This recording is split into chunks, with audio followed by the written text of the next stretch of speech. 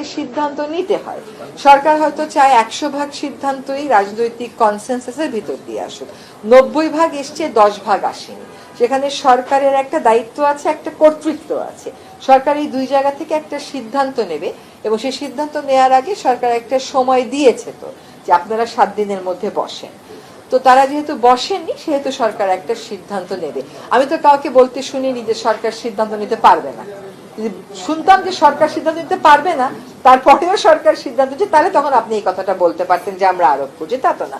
সেটার কারণে আমি মনে করতেছি লেভেল প্লেইং ফিল্ড থাকবে না।